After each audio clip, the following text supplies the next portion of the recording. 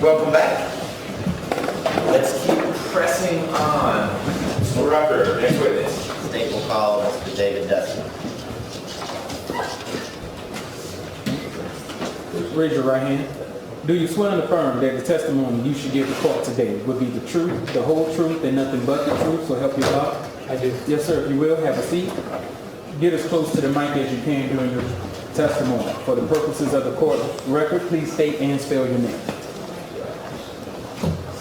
My name is David James Dustin.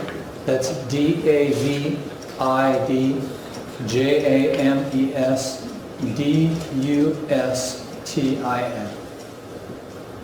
Good afternoon, Mr. Dustin. Good afternoon. Could you turn and introduce yourself to the jury and let them know where you're coming from and what you were doing? Okay, so I used to have my own company. It was a 3D forensics company specializing in 3D laser scanning, forensic animations, a lot of training for law enforcement, military agencies and such.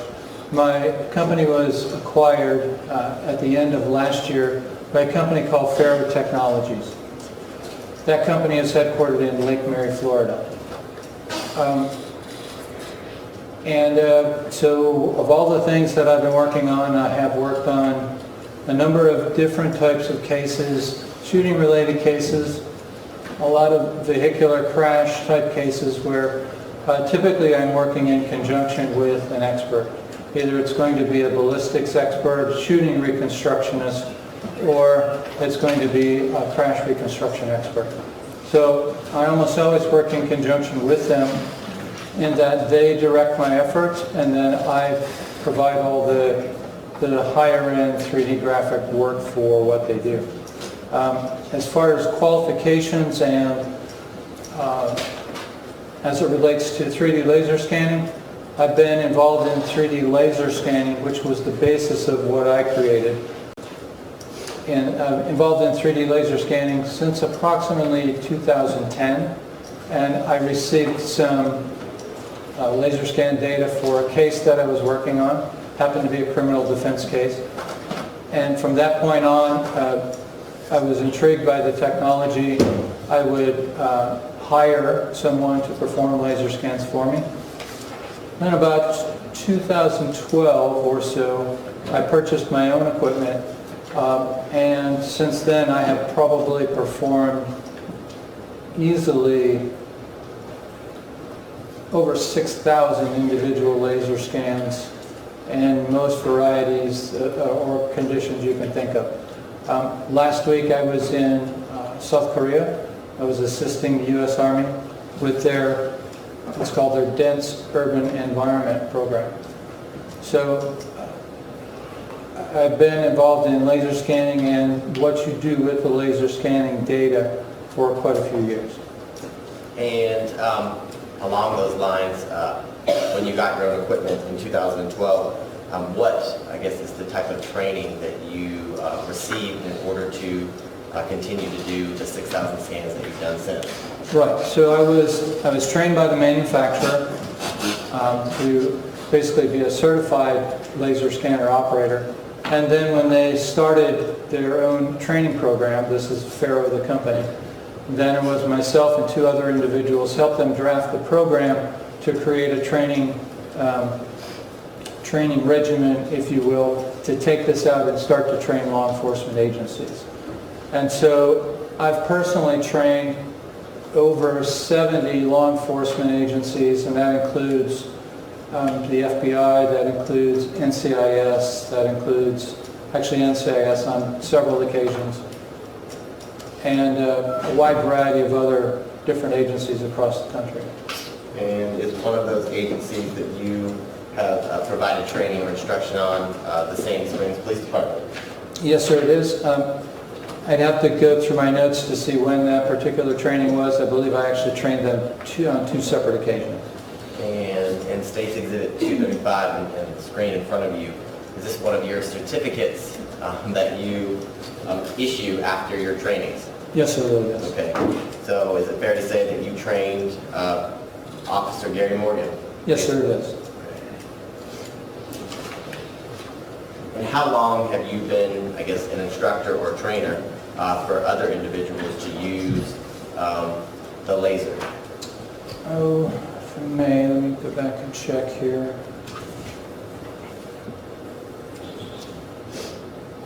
The earliest training that I believe I provided was for NCIS, and that was in 2012. Now, were you asked to do a scan for this particular case, the State versus Claude McIver? Yes, sir, I was. Okay. And I guess what was the first thing that you did when you were engaged or asked to do a scan? Right, so all we asked was we needed a location to be able to perform the 3D scans of the vehicle, and then also just questions as to what the end goal was, what they wanted to do with this data. That would dictate how we performed it. And as part of the engagement for you to do the scans, was there a focus on something or a particular area or item for you to scan? Yes, there was. So we actually scanned it with two different devices. One is the device that we call a terrestrial scanner, which is basically it's a, and I don't know if Gary had instructed you what a 3D laser scanner does, but it's effectively, it's a camera, looks like a camera, and it's got a mirror and it's got a laser inside of the cavity. And what happens is the laser is emitted, it bounces off the mirror, and the mirror rotates, and effectively it paints the area with light. And so because it's a laser, this whatever point it contacts now becomes a measurable surface. Okay? So we used one of those devices to scan most of the perimeter, or the exterior of the Ford Expedition. And then we also used a handheld device, which uses a little different technology, but it's still capturing 3D data points. We use that primarily to capture the interior of the vehicle. Okay, so you scanned a vehicle. Yes, sir. Do you remember where you were when the vehicle was scanned? Yes, sir. And if you need to refer to your report, that's okay. Looking at your report help Yes, sir. refresh your recollection. Yes, I'll look at my report if I may. As soon as your recollection is refreshed, just look up.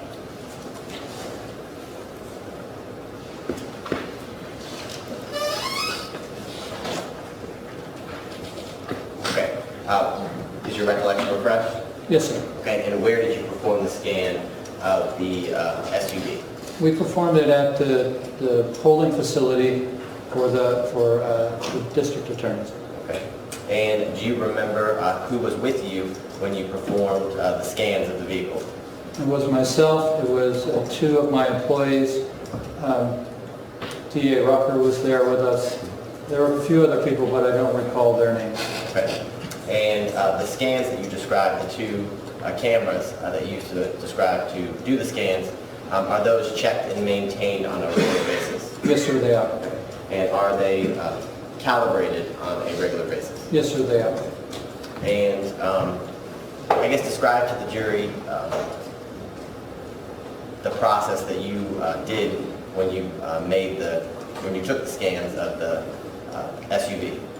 Correct. So initially what we did was we scanned the perimeter of the vehicle, and then, so what that means is if you have the vehicle sitting like this, and now you're moving the device, so you put it in position, you let it complete a laser scan, then you move it to subsequent positions all the way around the vehicle until you've captured all of the area that you're interested in acquiring.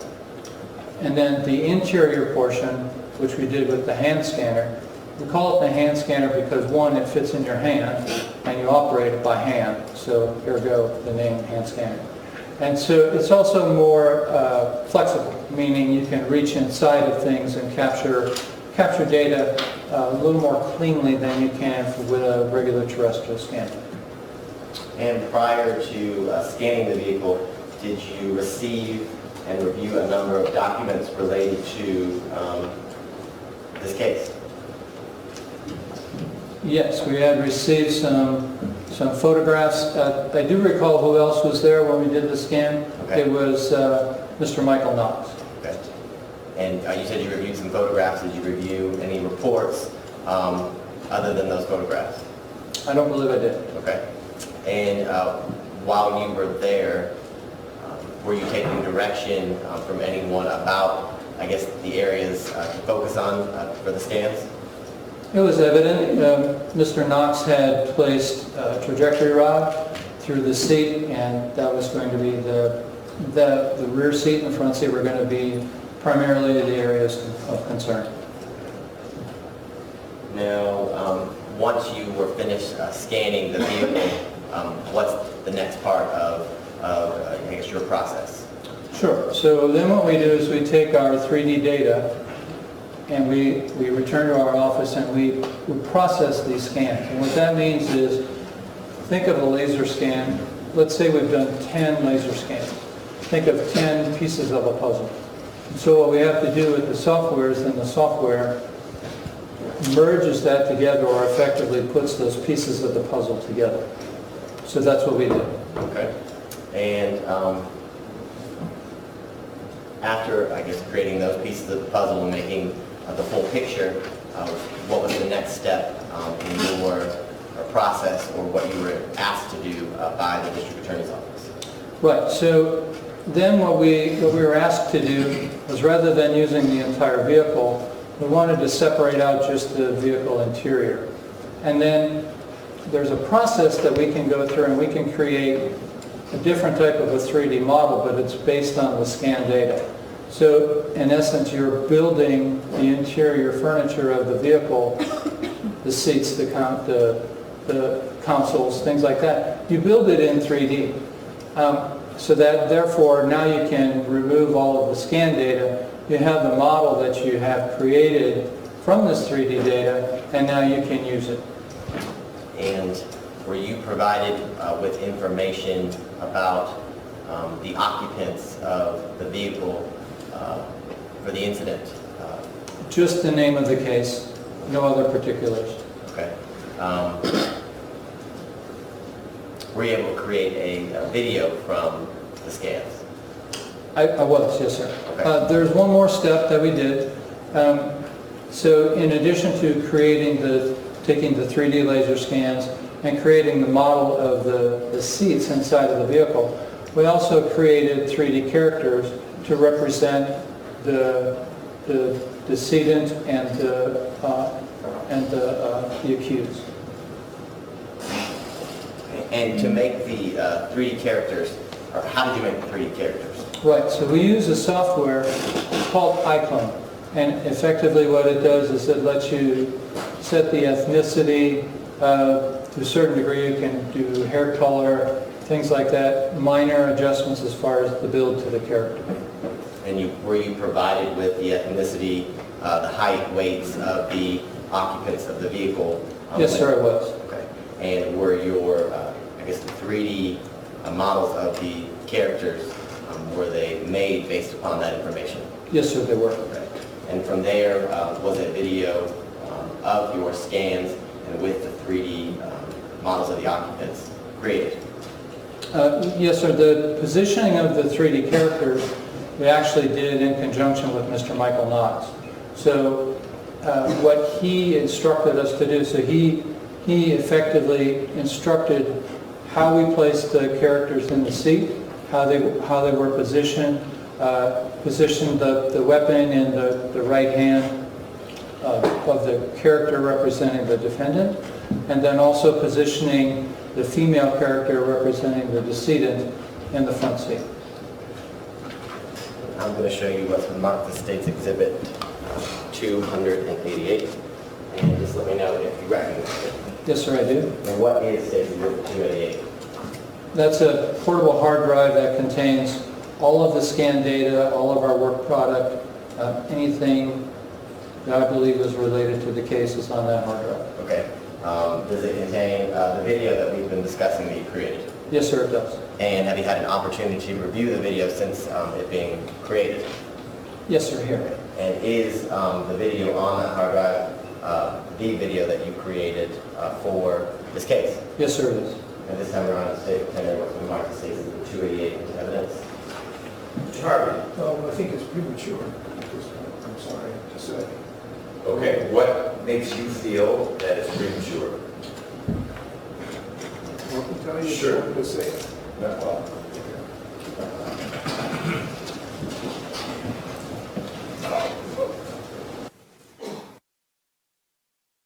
What? They'll be tying it up. Yeah. Okay, given the state's representation as to how they will tie up the information that Mr. Dustin relied upon to generate what's contained in 288, I will admit 288, and if the state wants to publish it through Mr. Dustin, the state's free to do that. They choose to defer until later. Up to you all. 288 is admitted. Thank you, Judge. Okay. I'm going to divert your attention to this forward over here. Make it step down. Is it only playing on computer? I was about to ask that. Is this one of these only on that screen, or is it going to be available for We can make it available. groundlings on the other screen? We'll make it available to everybody. Great. Will two different things be playing? It'll be the exact same thing. Well, if you are doing some 3D magic on the fancy screen, will there be something different displayed on the other screens, or it's all It's all the same. synced up? It's all synced up. So if you could just cue, I'll when you go to the next screen, Yeah. make sure everybody can keep up. And luckily, there's only one screen, so we're all going to be good.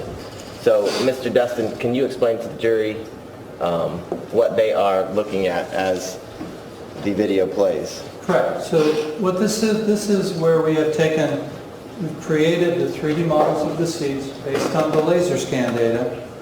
And then we have inserted the characters, and this was done under the direction of Mr. Michael Knox, as well as the trajectory rod was also captured in the laser scans. And so we had that all in relationship to the 3D model that we had created. And when you say trajectory rod, is this the That's white, representing the trajectory rod, yes, sir. the white, I guess, stick in the in State Exhibit 288? Yes, sir. Okay. And all of your, I guess, images that's being depicted on the screen of the seats, is that created from your scans? That's correct, sir. Okay. Now, there are two positions. So if we stop it here, Yes, sir. so if you stop it, we have two positions for the weapon, again, controlled by or dictated by Mr. Knox. He wanted one with the weapon on his lap, and then the second position is if the weapon was close to his right hip, When you say second position, is that what is right there. depicted in this part of the view? Yes, sir. Video? And is the only thing that's different in this second half of the video the position of the firearm? That's correct, and the hand holding I'm it. sorry, I could be on mute, Mr. Bunting. I said, is the only thing that's different in this section of the video the position of the firearm? And he said yes.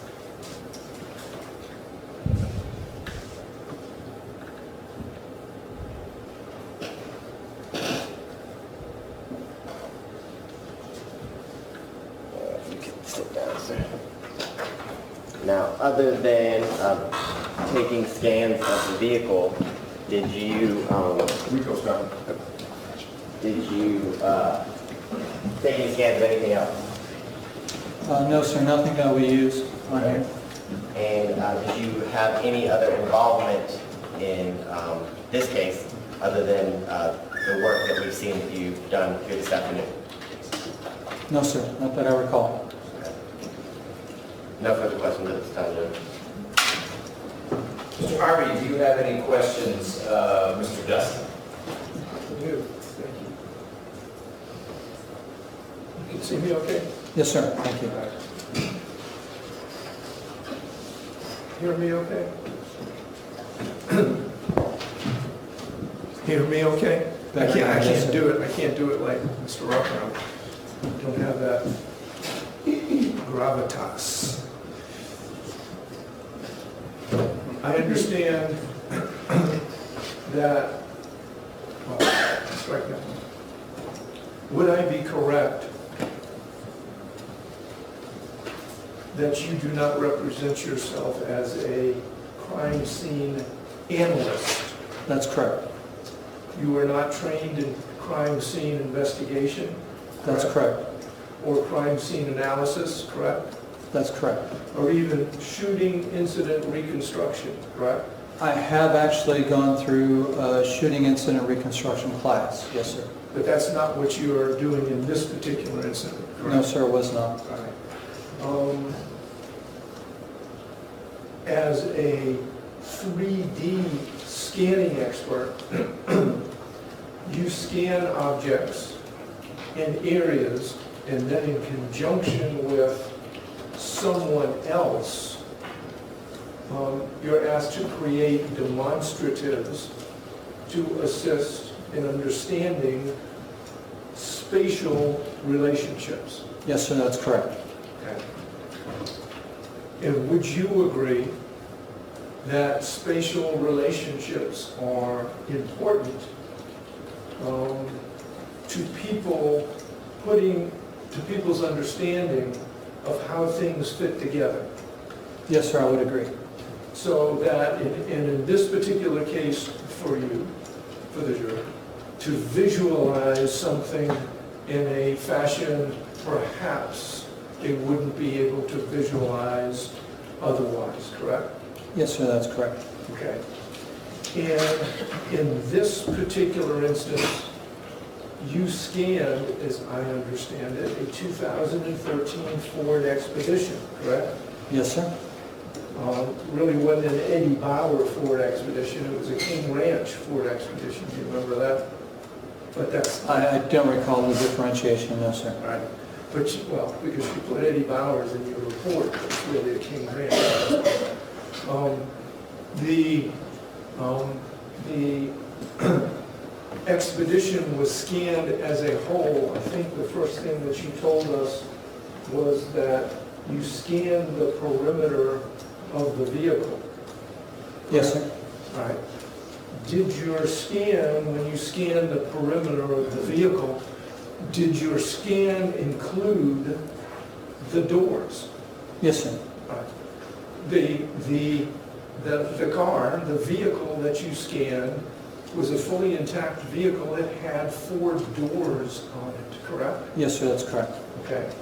At any point in your discussion with either Mr. Rucker or Mr. Knox, because I understood that you took direction from Mr. Knox, did anybody, DA, police, analyst, others tell you that at the time of this incident, the rear doors on the car were open or closed? No, sir. So nobody told you whether this vehicle was on the road, it was parked, all the doors were open, or all the doors were closed? Nobody told you gave you any information about that? Not that I recall, sir. Okay, that would include Mr. Knox, correct? Correct. All right. The demonstration, the 3D scan that we just saw had no doors. No, sir. All right. Were you told by anyone to leave the doors off the demonstrative? Effectively, yes. It came from the district attorney's office that they wanted, and if you're going to ask me specifically who told me, I don't recall, but that we should, all we wanted were the seats, that we did not want anything else, anything else in the way. Didn't want anything else in the way, right? To be able to show the spatial orientation of the 2 characters.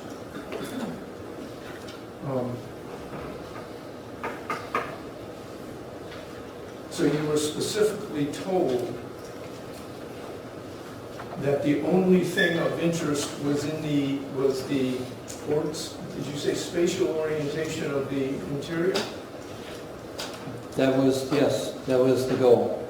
Well, wouldn't the spatial orientation of the interior include the confined space if the doors were closed?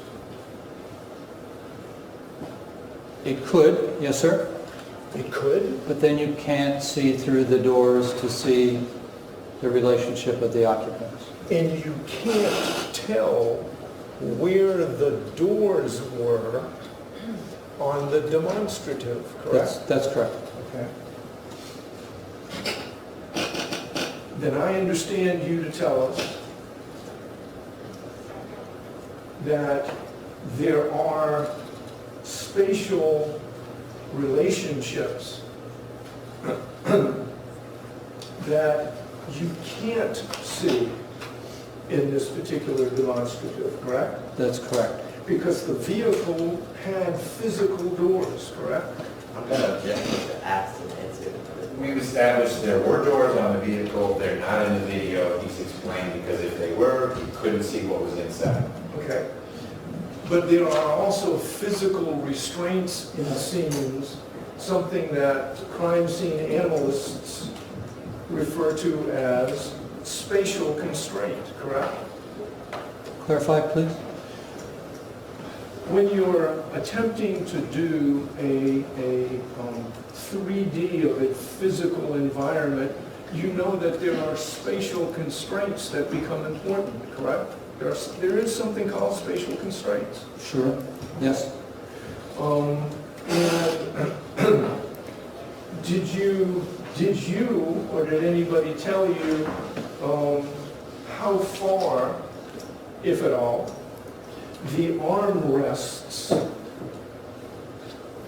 on the inside of the door extend into the cab? No, sir.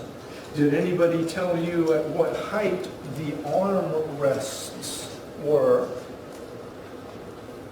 on the inside of the vehicle door? No, sir. Did anyone suggest to you that in certain positions, for example, with one's elbow back, there would be an armrest in a door there? I would, yes, it would make sense that the door is there, yes, sir. All right. So if the two, well, yeah, it does make sense that the door is there if it's closed. So if there are two positions, one on the gun on the lap, correct? Yes, That's sir. one position, and one with the gun upright and the elbow back. That's the elbow back without the door there. Yes, sir. I was instructed to put it there. Right, that's what I'm saying. You were instructed to put it, to put it there. Do you know whether or not in the demonstrative that you created for us, that the model that you put in there, the model's arm and elbow extend beyond the seat into the door? I don't know, sir. Okay. And if it did, your model wouldn't be accurate, would it? It could not occupy the same space. There could be constriction, could be, possibly. Could not occupy the same space, correct? Correct. Thank you. Mr. Abate, any follow-up with Mr. Dustin? No. Any questions from the jurors for Mr. Dustin? No. Thank you, sir. Appreciate your time.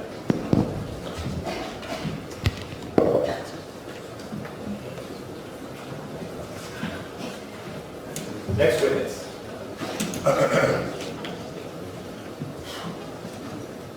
State calls Mr. Michael Knox. The clock is not going to provide you relief yet. Did you see me look at it? Just a little.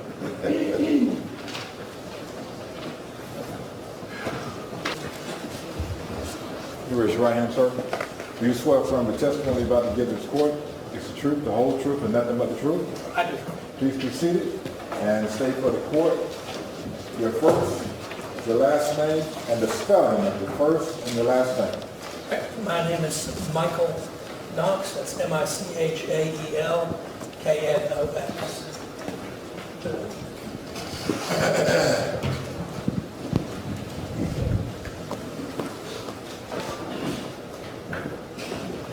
And good afternoon, Mr. Knox. Afternoon. Can we start by having you turn and look at the jurors? I want you to introduce yourself. You can tell them your name again, and then tell them how you are employed. Well, my name is Michael Knox. I am a forensic consultant. I have my own forensic consulting firm located in Jacksonville, Florida. Okay. And what is the name of your firm? Knox and Associates, LLC. And can you share with the jury what kind of work does Knox and Associates LLC do? Mostly what we do is crime scene reconstruction. And the majority of the crime scenes that we work are firearms related, shooting incidents that we reconstruct in one way or another. So it could be criminal cases, we do civil cases, we do things like police involved shootings, we do accidental injuries and things with firearms, product liability, all sorts of cases like that. Okay. And can you tell the jury, what is crime scene reconstruction? What does that mean?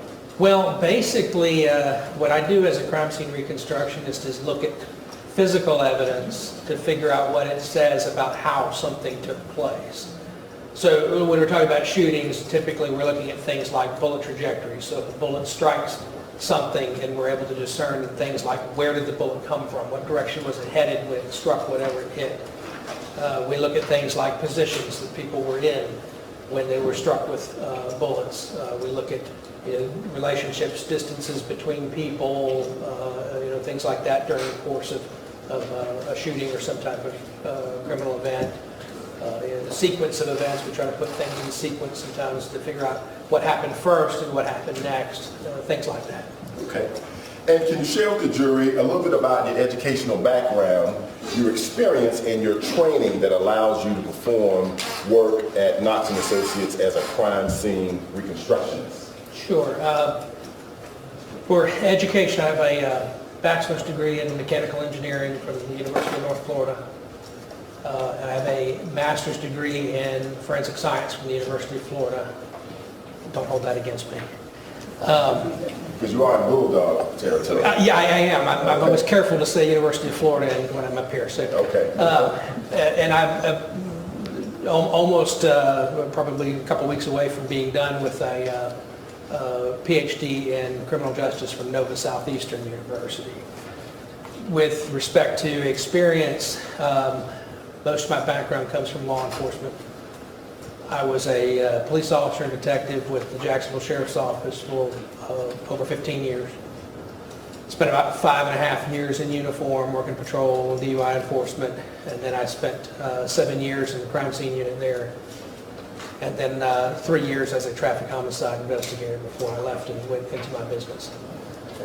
And then you asked about training as well. And so during the course of having worked in law enforcement, obviously got training as a police officer, but particularly when I went to the crime scene unit, over the course of the years that I was there, went through a number of different training courses on things like crime scene processing, various types of evidence, fingerprints, DNA collection, things like that, bloodstain pattern analysis, shooting reconstruction, crime scene reconstruction, homicide investigations, and things like that. So all told, several hundred hours of training through that.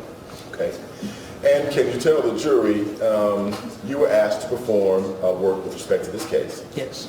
And can you tell the jurors, have you ever been qualified to testify as an expert before in the area of crime scene reconstruction? Yes, many times. Could you give the jurors some ballpark number?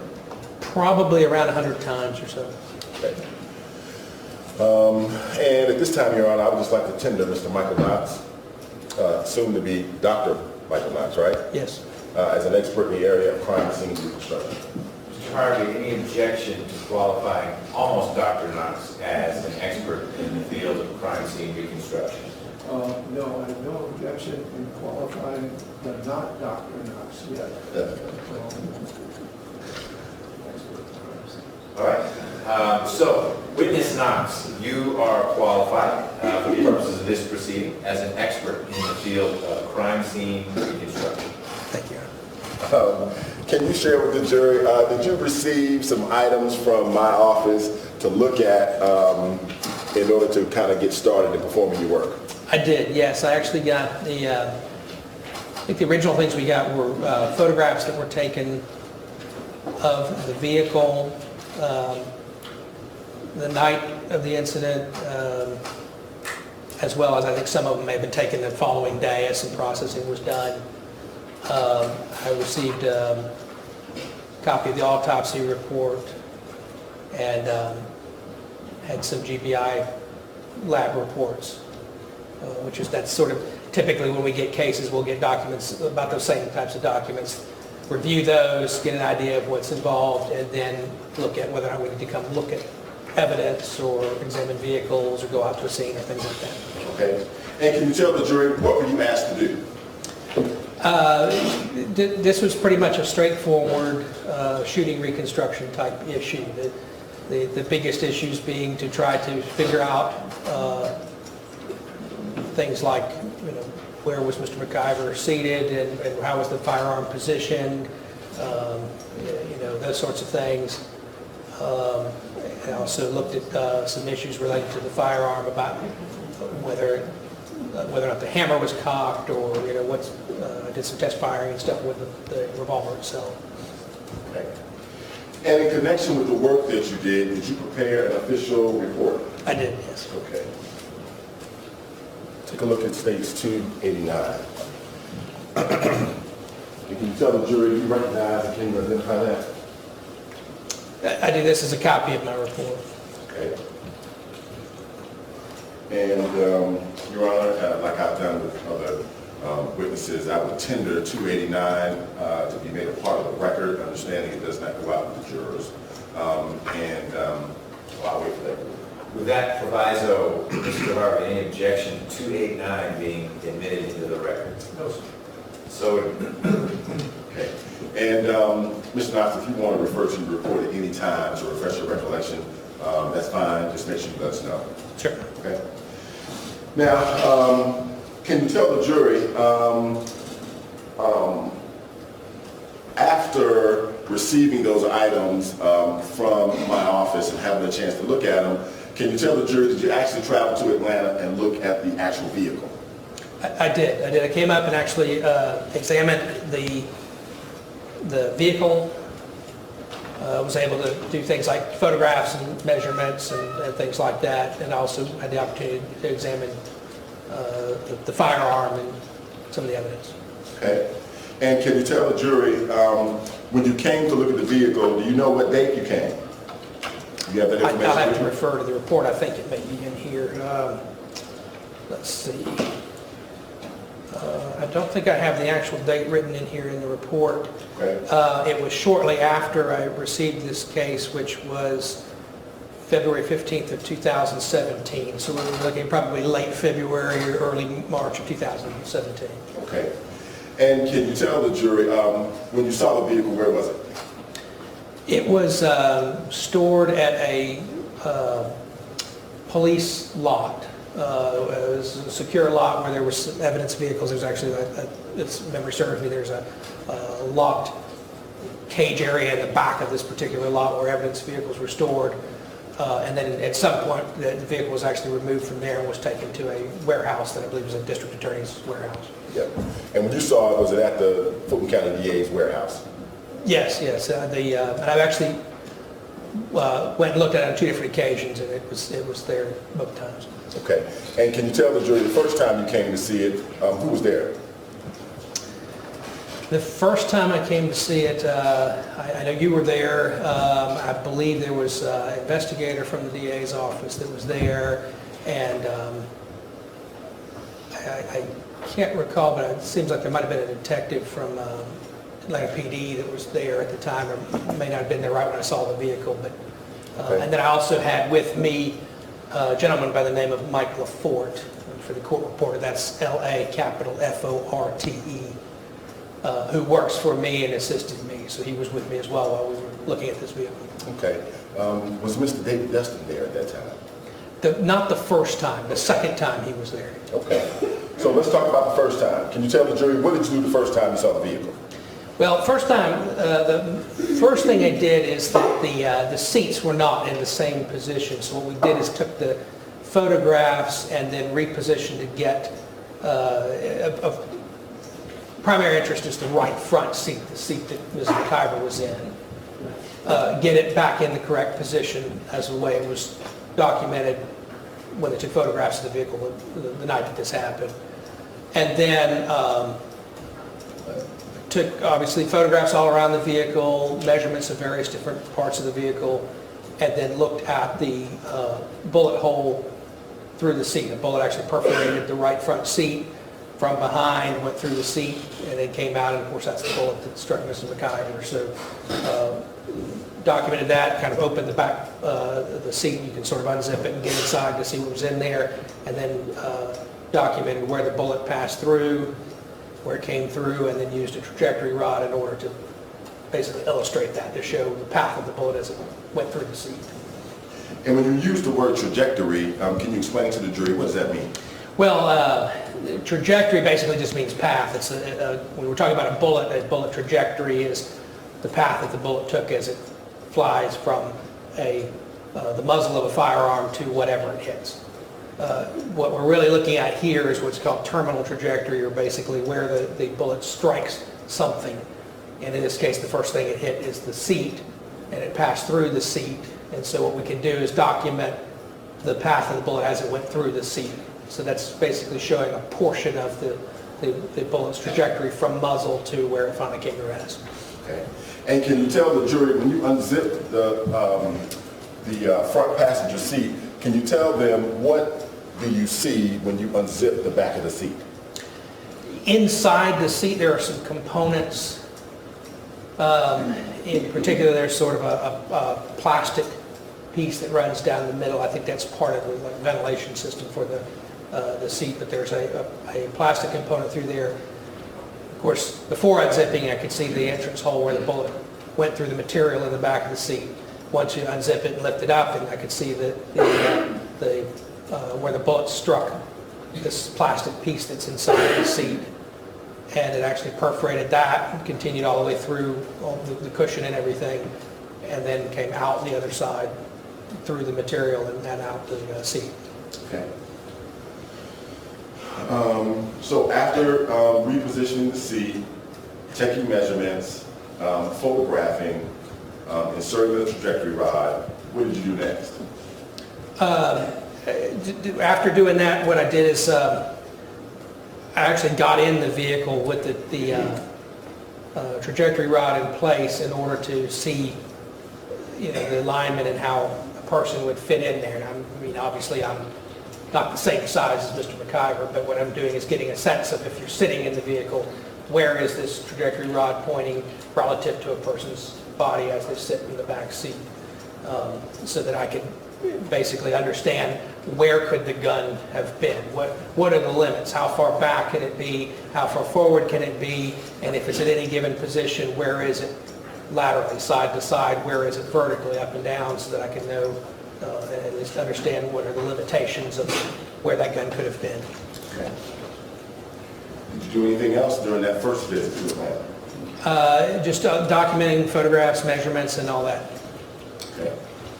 And then you came back the second time? That's right. Okay. And can you tell the jurors what was the purpose of the second visit? Well, there were two things that I did on the second visit. The first was I was there when Mr. Dustin laser scanned the vehicle, so that I could observe the process and be able to communicate with him as to what I was primarily interested in. Also that I placed the trajectory rod through the seat a second time, so that when he laser scanned it, it would be in place and that it would be included in the laser scan. And then the second thing that I did after we finished that is I actually test fired the revolver to try to determine whether or not it was fired in double action or single action mode, meaning double action meaning hammer's not cocked, you pull the trigger, and as you pull the trigger, the hammer moves back until it finally releases. Single action meaning you cock the hammer first and then pull the trigger. Sometimes, not every time, but sometimes the depth of the firing pin impression in the primer of the cartridge is different for single action versus double action. So what we can do is measure the depth of the firing pin impression in a fired cartridge case involved in a shooting.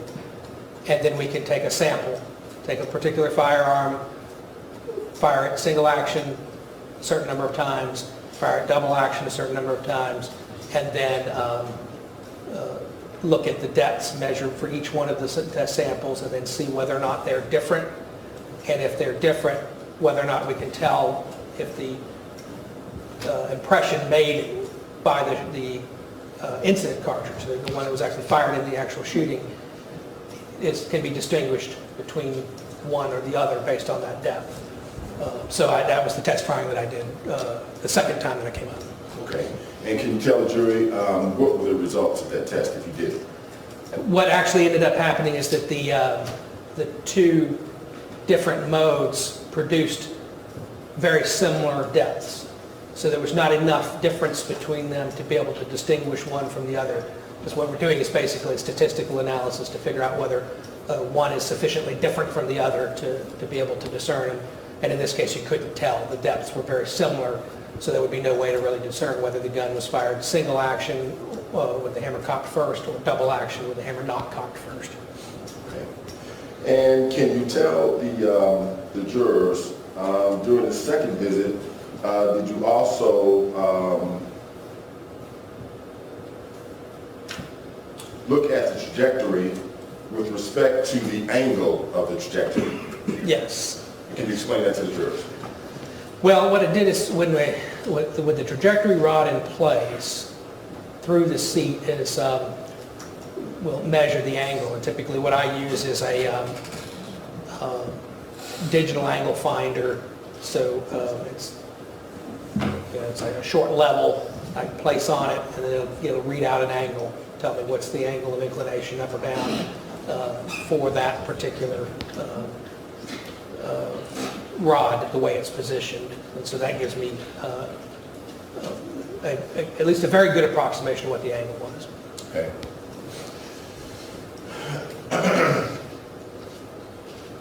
Now, can you tell the jury, did you look or, well, look, I guess is the best word I can come up with. Did you look at the back of the seat to see whether or not there was the presence or absence of any gunshot residue? I did. I actually looked both in person when I examined it, compared it also to the photographs that were taken shortly after the shooting took place. In examining the photographs before actually going there, I had seen what looked to be like at least some small amount of what we call gunshot powder residue. That's the residue coming out of the muzzle of the firearm based on the burning of the powder. So you actually get as particles that aren't completely consumed. They don't completely burn, or some of them don't burn at all, and they are forced out of the muzzle and then will strike whatever happens to be out in front of the muzzle if it's close enough. And so in the photographs I'd seen what appeared to be possibly some amount of gunpowder residue. When I examined it in person, I did not see any of that on the seat or around the hole as it had appeared in those photographs. Now, can you tell the jury, based on the examination that you did of the vehicle, considering everything that you told us you looked at so far, do you have an opinion with respect to the work that you did? I do, yes. Okay. Can you just tell the jury what is your opinion? Well, the couple things that I observed. One is that with respect to the firearm and how it was fired, after having fully examined the firearm, test fired it, and looking at the depth of the firing pin impressions, that there's all the forensic evidence indicates that this firearm was discharged through a trigger pull, meaning that the trigger of the firearm was actually pulled in order to discharge the gun. Then the second thing that I recognized from this is that the positioning of the firearm is such that the trajectory moves right to left. If you can imagine me sitting in the back seat where Mr. McIver was, then the trajectory moves from my right side toward the seat where basically the bullet hole would be kind of in the middle or maybe a bit to the left. But the direction of fire would be right to left relative to where I'm sitting and slightly upward from there. And so then that bullet continued on through the seat, struck Mrs. McIver, and then based on that location of the rod, the firearm would have to be located either somewhere back by Mr. McIver's hip, somewhere up, not quite touching, but up in front of him, or anywhere in between that, but along the line of that rod.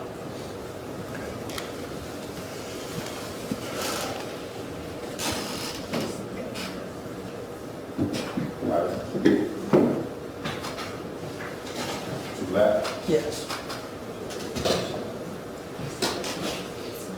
you said slightly upwards. Slightly upward. And Mr. Knox, can you tell the jury, did you prepare a PowerPoint presentation to aid and show the jurors exactly the basis for your opinions? Yes. Just trying to cut out some time. This is State's Exhibit number 290. And understand there's no objection from the defense, with the same caveat that I'm tendering the PowerPoint to be made a part of the record, but it will not go out to the jurors. But you plan on But I plan on presenting it That's so that it can be observed during Mr. Knox's testimony, unlike some other things that we're making just a part of the record. That's correct. This is akin to a demonstrative aid. Correct. Okay. No issue, Mr. Harvey? No. Okay. Admit. What is there I'm sorry, this is the number. 290?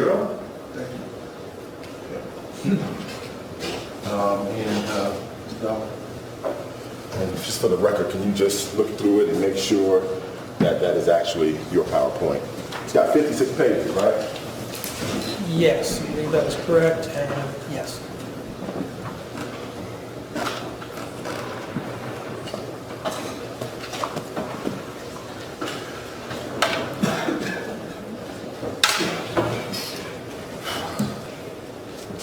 Okay. And you can step down. Hold on one second. You can understand big guys like us, we have you in the room to move. Okay, come on. Okay, so let's see if we can put you on this side. Did we cure the clicker problem? We did. So we can give them a clicker? Yep, I have. Okay, great. Do we need to pull it out some so you guys in the back can see? Yeah, maybe just pull it out a little bit more. Mr. Dollar?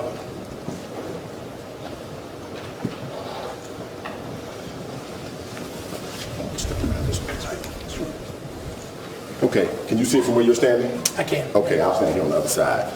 And if you go ahead and just take us through the PowerPoint. Okay. Started off, this is just a photograph that shows this is the way that the vehicle was found. I think when the police originally documented it was parked. This is the parking garage at Emory Hospital, as I understand it. And just to show the condition that it was in. And then... Next slide. Yeah. Next slide here shows a photograph through the right front window. One second. The systems aren't talking to each other, so we'll need someone to keep track. Mr. Knox, you're going to go at the pace you want to go. And apparently your clicker moves the fancy screen. We'll need someone else to move the other screen so that Mr. Harvey and I and others, our pictures match what you're talking about. Okay. We're on the same slide. Now we are. It's just hard to communicate with a little further away, but I'll make it happen. Thank you. You can, I'll tell you. However you want to work. Yeah. Yeah. I'll try to say next slide or something, Okay. to cue it in as I move. All right. So tell us what we see here in this slide. Well, this is just a photograph. This shows the view through the right front window. So that would be the window showing the seat where Mrs. McIver was seated. And this is, again, the condition as found, the way that the vehicle was documented. Next slide. All right, Okay. and then this is showing the rear seat area, and particularly focusing on the yellow circle in the middle, which is pointing out where the revolver was actually located when these photographs were taken. Okay. And then next slide, that shows a closer view of the revolver as found. Of course, you can see the plastic bag, and then you can see the revolver, the grip of the revolver right here, and there's part of the cylinder that's visible through the opening of the bag. All right, and then next slide, this is showing the right front seat. This is the back of the right front seat, and the yellow circle here illustrating where the hole was. That's the actual bullet entrance hole, so the bullet moved in through the seat right here and then proceeded through it and came out the other side. Okay.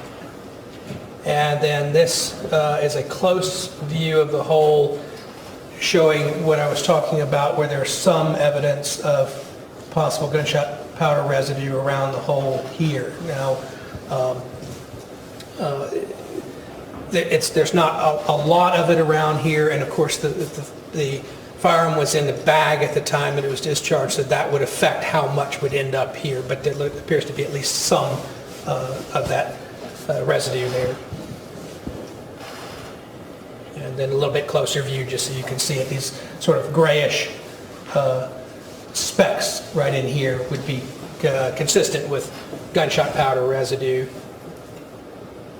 And then the next slide, this is actually a portion of the seat to the right, this photograph on the right-hand side, and this is a portion of the seat to the left. And it just included that in there to show that that debris, those grayish flecks, are not present on the seat anywhere other than right around where the bullet hole was. They're not on either side of it, only in the immediate vicinity of it, again indicating that's likely gunpowder residue. And then this is the front right seat, and the yellow circle is showing where the bullet came through the seat. So this would be the exit hole through the seat where the bullet actually came all the way through and then continued on to hit Mrs. McIver. And then this photograph is showing the seat, and the yellow circle is highlighting where the actual bullet is found. It's actually lying on the seat right here, sort of to the left near the seatbelt latch. And then next slide, this is just a closer view showing that bullet as found. It's in pretty good condition. It's a fully jacketed bullet, so that is the condition that it was in. And then the next slide, again, another photograph just so you can see what that bullet looked like. This is a photograph actually that I took of it when I examined it. And then the next slide, a little bit closer view, just again, so you can see minimal damage, not a lot of damage to the bullet, but the contents of the seat is plastic, foam, and just the material on the seat itself. So there wasn't much there for the bullet to hit that would cause damage. And then the next slide here is, this is a photograph that was taken by the police when they looked at it, and they actually put a trajectory rod through the seat right here, and it's of course showing the seat position at the time that they documented it. And then next slide is the opposite side. This is the front of the seat with the trajectory rod sticking out. So again, this would be the exit hole right here. And then the next slide is showing the trajectory rod with a tape measure in place, so measuring up from the floorboard up to where the rod itself is, and you can see that's about 1 foot 7.5 inches. And then next slide, go ahead and go to the next slide. This is the revolver itself. This is a photograph that I took of it on examining it, and just I've included here just to sort of orient what we're looking at, this is basically often referred to as the frame of the revolver, the hammer for the revolver, which is the part that actually strikes the firing pin and causes the cartridge to discharge, is shrouded inside of here. So you can't actually see it in this photograph. We'll see it in some other ones. Cylinder release, that's how you would actually open the cylinder to be able to load or unload the firearm. The grip here, the butt of the gun here, trigger, and of course the trigger guard, cylinder, the ejector rod for being able to get the cartridges out when you're unloading, and then the muzzle. I'm sorry, the ejector rod for being able to get rounds out of the firearm, and then the muzzle and the front sight. So this is sort of orients what this gun looks like. And let me ask you real quick. This right here, what is this called? It's called a trigger guard. And what is its functional role with respect to the firearm itself? The function of a trigger guard is to protect the trigger from being pulled inadvertently. In other words, if you didn't have this here and you say went to put this revolver in your pocket, you could snag the trigger on your pocket, and as you slid it in, it would go off. So what the trigger guard does is to keep anything that may come into contact with the revolver from hitting the trigger and causing the firearm to discharge. Okay. Let's go to the next slide. All right, this is the other side of the revolver. Just again, another photograph to show what it looks like. Very similar appearance as the opposite side. Okay, the next slide, this is just a closer view, again showing what the trigger looks like and the trigger guard and the area around that. Okay, and this area here is the shroud for the hammer.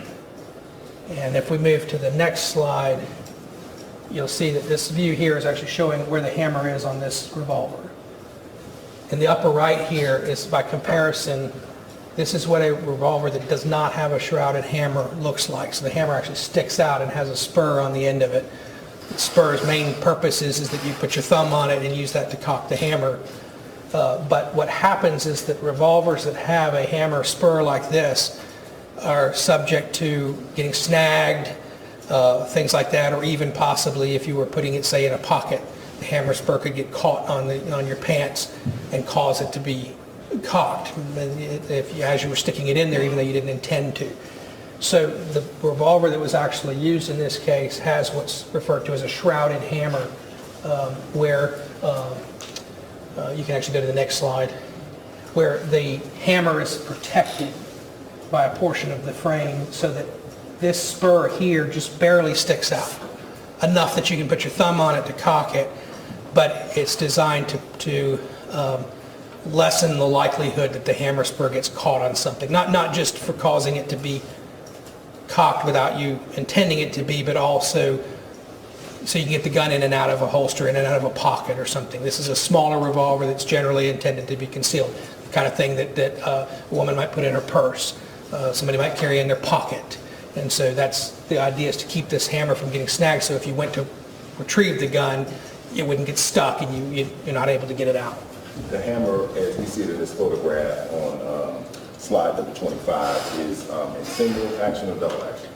At this point, you would be in double action because the hammer is actually down. So in a single action mode, this portion of the hammer here, you would see it back here. All right, let's go to the next slide. All right, this is a photograph that's taken by the police just showing what was in the revolver. So you have here a fired cartridge case, and you can tell that it's fired because you have this big indent in the middle of it. That's where the firing pin struck the primer to cause the cartridge to detonate. Obviously, you can see the other 4 cartridges that were in there do not have that indent. And so these 4 cartridges are live cartridges. They still have a bullet attached to them. They still have powder in them, whereas this is just a fired cartridge case. The bullet is no longer there, and the powder has been expended. It's been burned. And the test that you told us about earlier with respect to doing some measurements for the depth of the firing pin that struck the primer, can you explain that to the jury? What I do is I actually started with this cartridge case, and I use a dial indicator mounted on a stand, and I can put the cartridge case in there, and then I measure several measurements. I measure off the cartridge case itself, so sort of a reference measurement, and then I measure down into the depth of that's this little pocket, sort of this indentation that's made in the primer. And then what I do is test fire. So in this case, I believe I did 10 rounds single action, and then 10 rounds double action. So I took the revolver out to the firing range, loaded it, fired 10 times double action, meaning I pulled the trigger without cocking the hammer. Then I turned around and fired it 10 times, cocking the hammer first, firing it. Okay, the first way I went and fired it 10 rounds double action.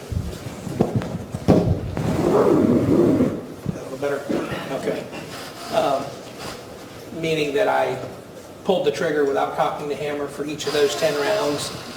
And then I fired it 10 rounds single action, meaning that I cocked the hammer first before each time of firing it. And then I went through the same measurement process. So all 20 of those fired cartridge cases, I measured the depth of them. And then what I do is I take those numbers and I put them in some software to do some calculations to figure out whether or not I can discern the difference between single and double action. And in this case, you were not. No, in this case, I couldn't make a determination because the depths of them were very similar. Okay. And then Next slide, okay. next slide, this is just a closer view photograph that I took, again showing what we're talking about here. This is the impression in the primer, and just to kind of explain, the primer is it's sort of a crush sensitive material that when it's struck, it actually pops and detonates and creates enough detonation to set off the powder, get the powder burning, and that causes the cartridge to fire. Next slide. And this is just a photograph showing these are the other 4 live cartridges that were still in the revolver when it was recovered by the police. Okay. And next slide shows different view. This is just showing the actual bullets on the top of the cartridges. And these are different. These two are different from these two. They are. Okay, how so? The biggest difference is they're a different brand. These have an open hollow point, and these, I believe, have an actual, they're hollow point, but they're filled. Actually, no, these are not. These are flat nose jacketed. So these particular ones are not hollow point. They're jacketed rounds with a flat nose on them, and these two are hollow point, what are known as Hydra-Shock bullets. They have a little stem in there. Does flat nose versus point make a difference? Not really. There's some aerodynamic difference, but not any real significant difference between when it's flat on it versus one that is has what we call an ogive or is fully curved. Okay. Next slide. Okay, then If we can stop here for a moment, before we approach for a moment. Sure.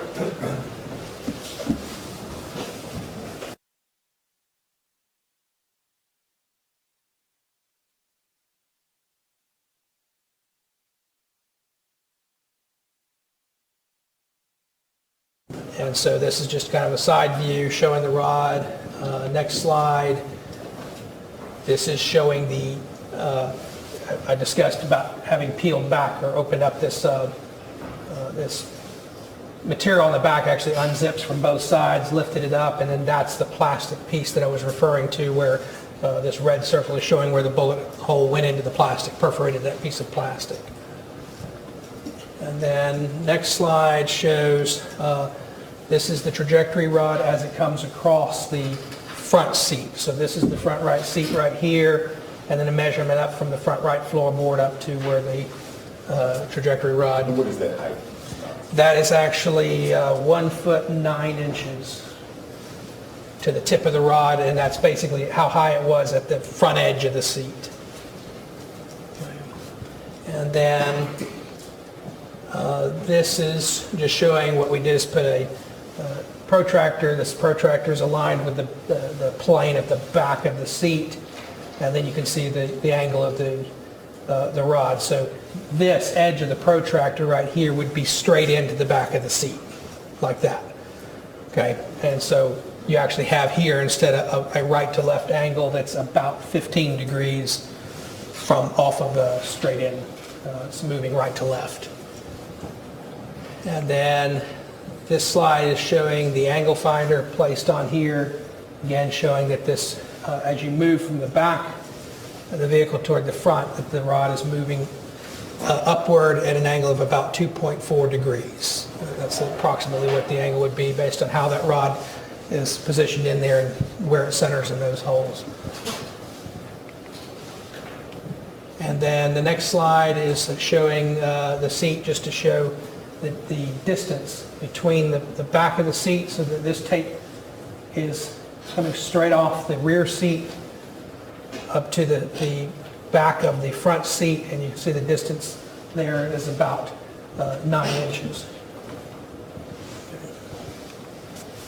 And then next slide. And in that previous slide, when you measured the back of the seat, the rear pocket is not extended with like a wine bottle or anything. That is correct. This is just showing that at this point this pocket is empty, and so that's basically the space that would be there, assuming nothing in the pocket. Okay. Assuming. Nothing in the pocket. Okay. Okay. And what does this photograph show? This is with the trajectory rod in place. This is where I sat down in the vehicle to get a sense of where the trajectory rod points. And from this and the next several photographs, you'll see that that right to left angle. So if we go to the next slide, this is a little bit higher view, and you can see that basically what happens is as you move the gun back this way, then I'm moving to my right hip. And you can see where the edge of the seat is. And of course, when the door is closed, the door handle and stuff would be right up over the edge of that seat. So it's about as far as you could go and get back to the hip area here. And then as you move the gun closer, then it begins to get more toward the center of where my lap would be, my center of my body, as it moves closer to the front seat. Okay, and just a little bit different angle, again, kind of illustrating that. And of course, because you have a slight upward angle here, what's also happening is that as I move my hands closer to the seat, the front seat, then my hands are getting a little bit higher than they are if I move back closer to my hip. As I get back toward my hip, then if my hand were holding a gun, it would be almost rested on my hip. And then next slide here, again, just another view showing that same idea, that as I move my hands out, you can see that now they're up a little higher than where the level of my lap. And then next slide, I think that's actually the last one. That's the last one for what's in here. Yep.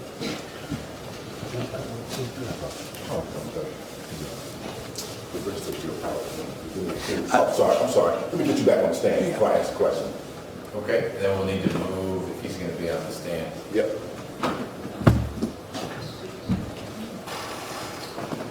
And Mr. Knox, I know I just told you to sit down, but I wanted to go through this scan because you were there when Mr. David Dustin would have done the work to create this. That's correct. And can you tell the jury the position that we see of the figures in the scan, and I know we just moved it back. Can everybody see? No. If you need it back, Mr. Dollar gets paid good money to move that screen back. Yeah, I'm sorry. I don't get paid as much, but I'll do it.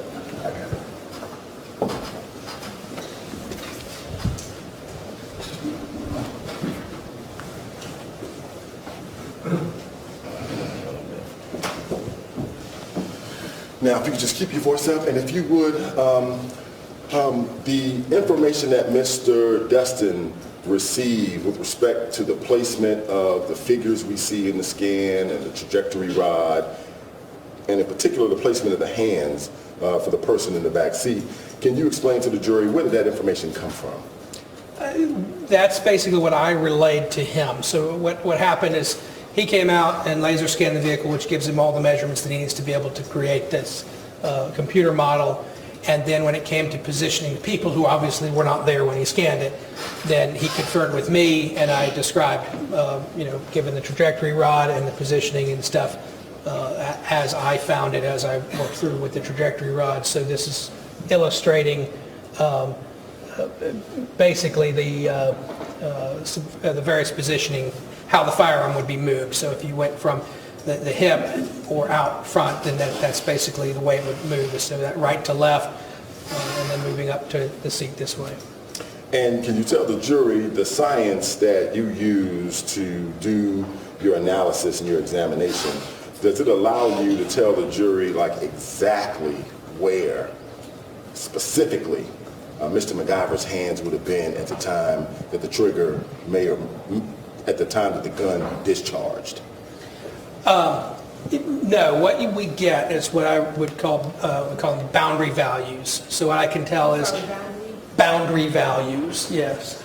So what I can tell is how far back, what's about as far back as it could be, and then how far forward could it be, and then it could be anywhere along that line between those two values. But it could be rotated, it could be straight up and down in a more or less a normal firing position as you would see somebody at a firing range. By it, you mean the gun? The gun, yes, the revolver. But anything that would fit along that line. So the trajectory rod is sort of the constraint. It has to stay on that rod, and it has to be pointed in the direction of that rod, but it could be back and forth on that rod anywhere between basically almost up to the seat and all the way back to where a person's hip would be if they were sitting in that rear seat. Okay. And can we start it? And if you would just describe for the jurors what we see. And this is just the animation allows for the camera to move around so you can see that alignment and see how that trajectory rod passes through the seat and how it would align to Mr. MacGyver's body. Okay. And this first version is with the weapon on, this version is weapon on the lap, and I see that in this particular scan, we have the gun rotated to the side. Right. It's just, the rotation is, really can't be discerned from it because you can't tell anything about it. But what I'm showing is, what are these possibilities? If you were holding the gun, if you're holding it out to fire, you would typically have the gun held this way, where the muzzle and stuff is up here at the top. If you were just holding on to it and relaxing, then you might see this, with it laid over on its side, being more of a relaxed type movement. What we see is that if you're holding the gun out here in that manner, it's not rested on the lap. It would be higher than the lap.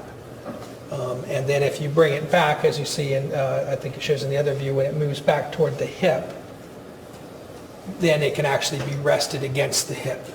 But it would be further back here, not out in front.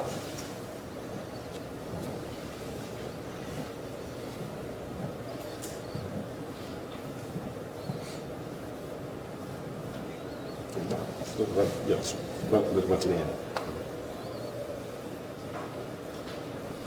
And can you tell the jurors you had a copy of the autopsy report from the Fulton County Medical Examiner's Office? Yes.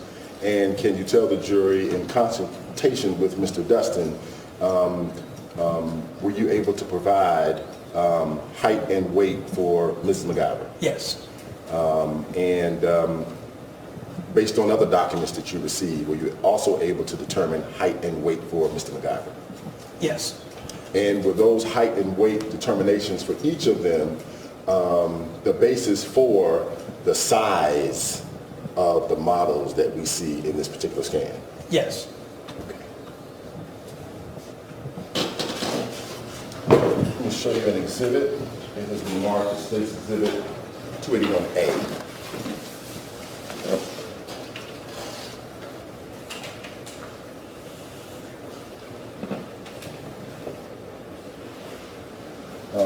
Can you take a look at that? Sure. I'm going to ask you a question. Can you tell the jurors the position of the hands of the person we see in States 281A here, kind of in between the legs, this way with the fingers pointed downward? Can you tell the jury, is this hand position consistent or inconsistent with the trajectory that you found during your analysis? That would be inconsistent. Inconsistent. That's correct.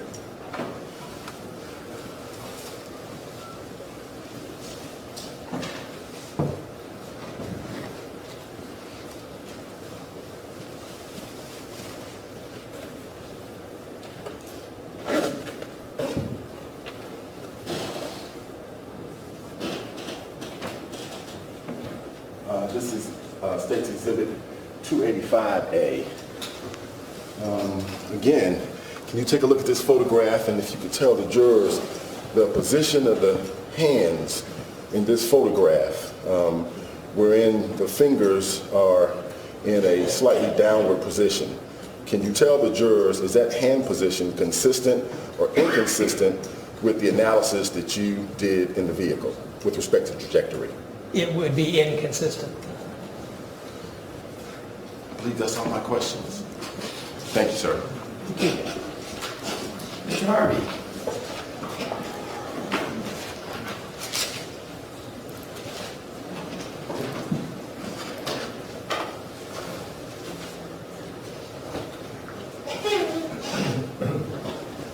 Want to get something hooked up here?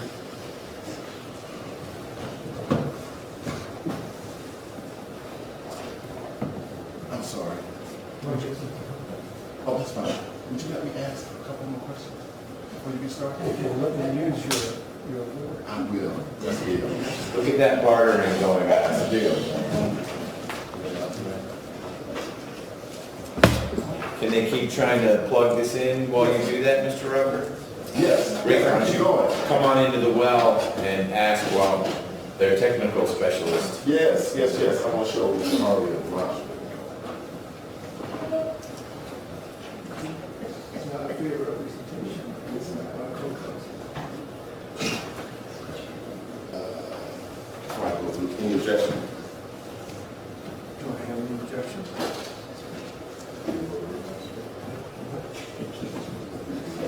Why don't you go forward and we'll see what happens. Okay. Let me show you a photograph. State's Exhibit number 497. Take a look at it. And in the photograph, do you see a person depicted positioned in a way with their hands appearing to hold a firearm? Yes. Okay. And can you, by looking at the photograph, give the jury an opinion as to whether or not that person's body position and the position of the hands in particular would be consistent or inconsistent with the analysis that you performed with respect to the SUV? It would be inconsistent. Okay. And you could give that opinion based on looking at the photograph? Yes, based on the positioning of the hands and then comparing that to the trajectory, where it was as I sat in the vehicle with the trajectory rod, and then where those hands are positioned, and making that comparison. Okay. Judge, I'd just like to tender States 497. 497. Mr. Harvey, any objection to 497? Yes, only that it's a very poor representation of Ms. Clark. Okay. I'll sustain that objection, but that's not a reason to keep it out. So I'm going to let it in. That's an extra legal objection. Okay. It's admitted. I do concur with the judge on that point. Well, I sustain the objection, but find it's not a basis to exclude. Yes, I understand. I understand. For a while.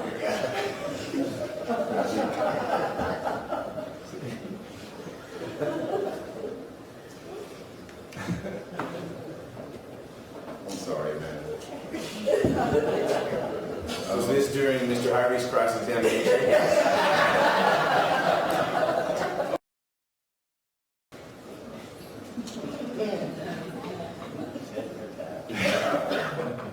Look at that.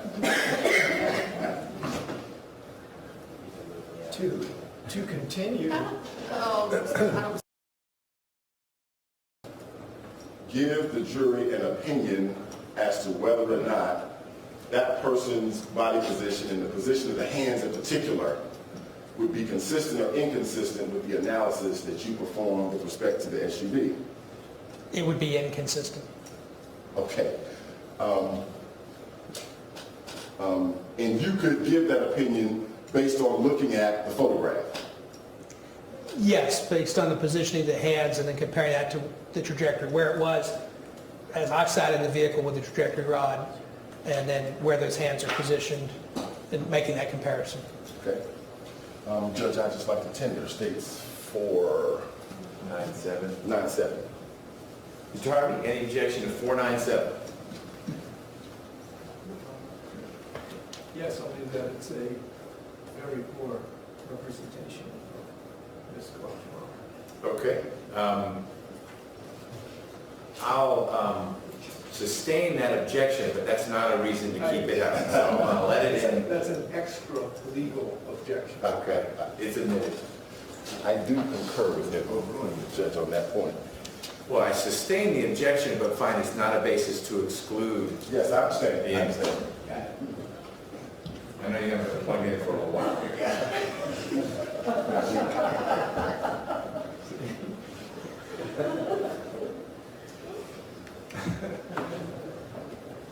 I'm sorry, man.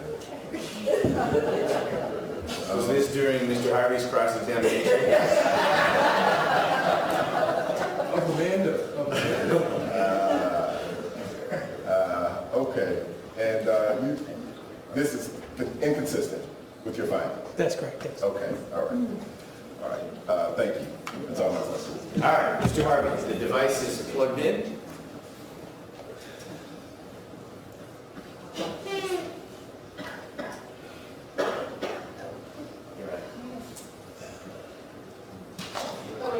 Sorry, I pushed the button. Okay.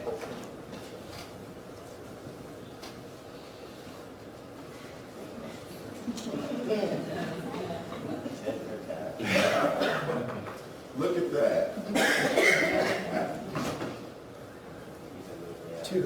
To continue, Oh, I'm sorry, I did something. Let me push the button so I don't. Okay. can you see what's projected on the screen in front of you? I can, yes. You've just been asked a series of questions about what some people were using as sort of a informal demonstrative, correct? Yes. And you were asked a question about whether or not that's the position that you believed, in your professional opinion, the weapon was in when it was fired, all of which is essentially speculation. How about this picture? You think it was out like this? No, that would also be inconsistent. That would also be. Inconsistent. Yes. Perhaps I can print that out, get an autographed copy from somebody. Yeah.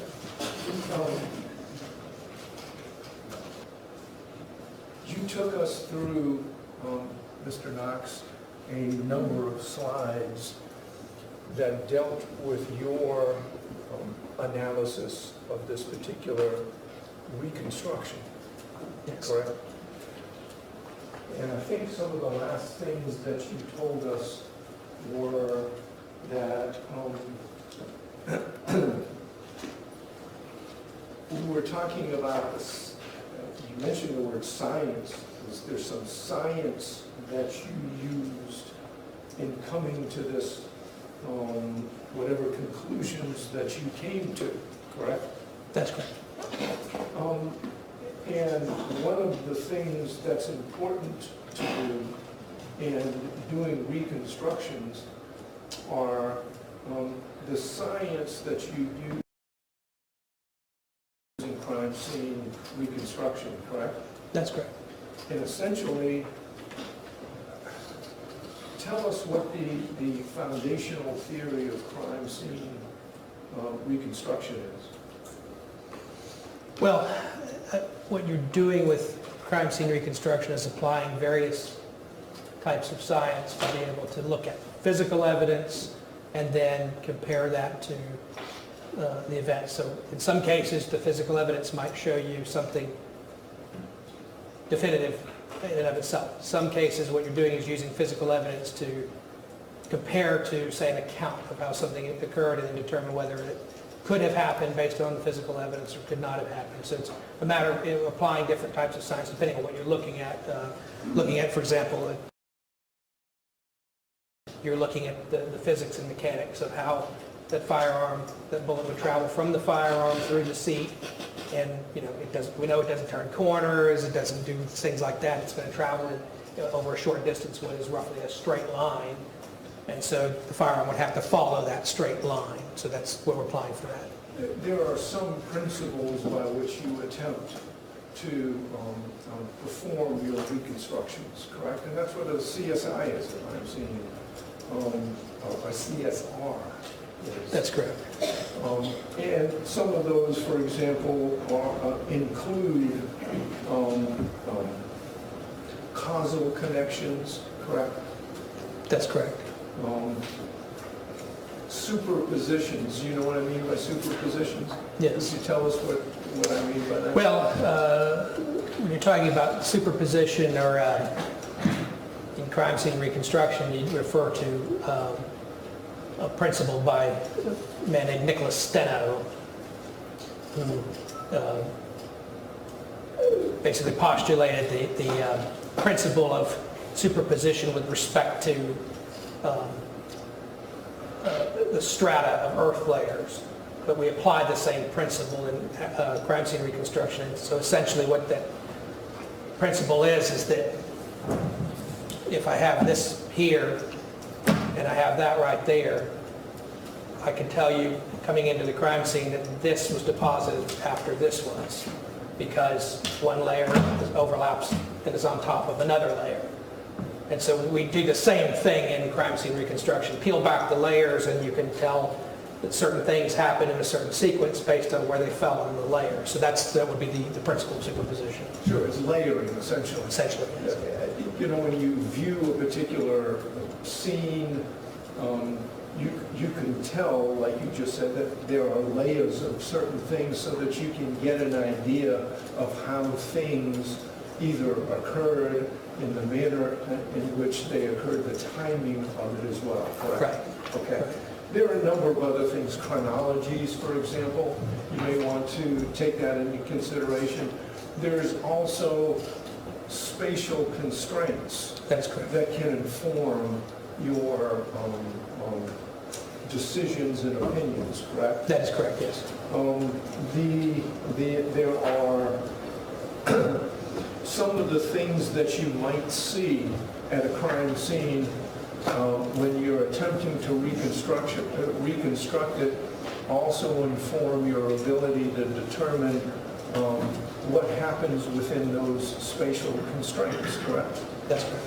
I think you told us a little bit about it, but I'm confident that you understand and have dealt with many times the fact that stippling or gunshot residue is created by a weapon that is fired and that fluid comes out of the muzzle or the cylinder gap of a gun, correct? That's correct, yes. And that fluid that comes out of the muzzle or the cylinder gap of a gun is projected out of it and can be deposited on any kind of surface, correct? That's correct, yes. And the value of seeing that effluent, in part, is the pattern that is created, correct? That's correct, yes. That pattern that is created generally can be measured, correct? That is correct, yes. Because the value of that is that, generally speaking, when the effluent it comes out of the muzzle of a firearm, it goes in somewhat of a conical fashion. Am I correct in that? Yes, yes. So it can go from contact, correct? That's correct. In which you see abrasions around the defect, correct? Abrasions, tearing, burning, yes. Exactly. And as you get further back, it becomes less visible, and you can measure the residue or debris and get some idea of how far away, some idea, some estimation. I'm not talking about exact. Estimation of how far away the weapon might have been when it fired, correct? That is correct. Yes. Okay. And I understand that you first became involved in this particular investigation back in February 15th of 2017? That's correct. Yes. And in February of 2017, you received a number of items, correct? That's correct. Yes. And in February of 17, you reviewed those items, correct? Yes. And did you have an opportunity at that particular time in February of 17 to view the vehicle itself or just the crime lab photographs?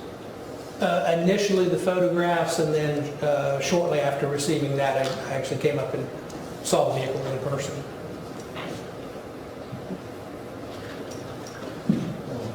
Do I have to supersede the button?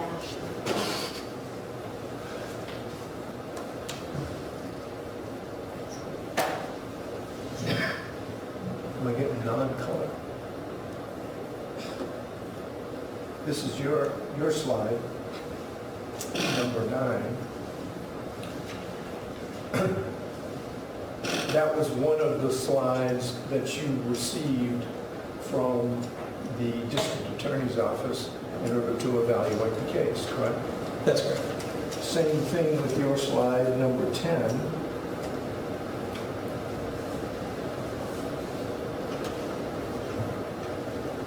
Which was, you told us, the side-by-side, correct? That's correct. That you now tell us shows that there is some gunshot residue there, correct? Residue or debris. What appears to be possibly gunshot residue that's surrounding the hole, yes. Okay. And in fact, in your first report, you indicated that you did not see and that there was not any gunshot residue, correct? When I examined the vehicle, I did not see any.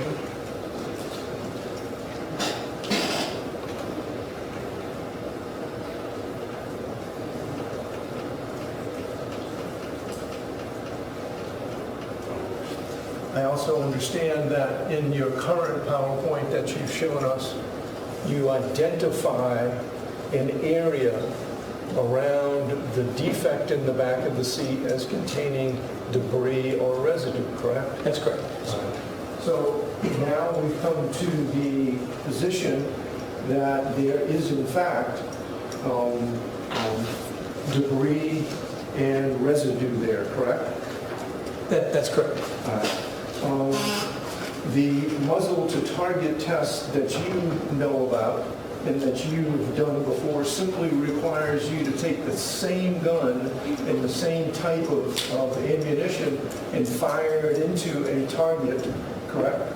That's correct. A target so you can get a visible pattern. Yes. At various distances and then measure the pattern that is left, correct? That's correct. Did you, by any chance, measure the pattern that you now have told us you've seen? No, because the photographs show it there, but there's no scale in place on those photographs, so it makes it difficult to be able to know exactly what, obviously, camera moves in and out, that changes what the measurement would be based upon the photograph. So other than what I can see in the photograph, there's nothing else that I can do to make a determination about that pattern. Well, you were in possession of the photographs when you did your initial report, correct? That's correct. And when you did your initial report, you said that there was no GSR present, correct? What I recall is that I did not see GSR at the time that I looked at the vehicle, not I don't believe it was my intent to represent that there was no gunshot residue present following the shooting. There was none there when I examined the vehicle. What you did say was there is an absence of apparent gunshot powder residue in the back of the seat, correct? That's correct. At the time of my examination, there was none. But now, there is. Well, the photographs show what appears to possibly be gunshot residue, but I don't have any way to make any confirmation of that or to make any measurements of it or do anything with it at this point. When it's not there when I look at it and it wasn't, there's no scale in place or things like that, and there's nothing that I can really do with it. So there's nothing you could do, right? Not really, not anything that would be particularly meaningful given the fact that I can't really measure the size of the pattern. Because as you suggested, what you do is do testing, and then you look at the test patterns and look at what one most closely fits the size of the pattern that you have.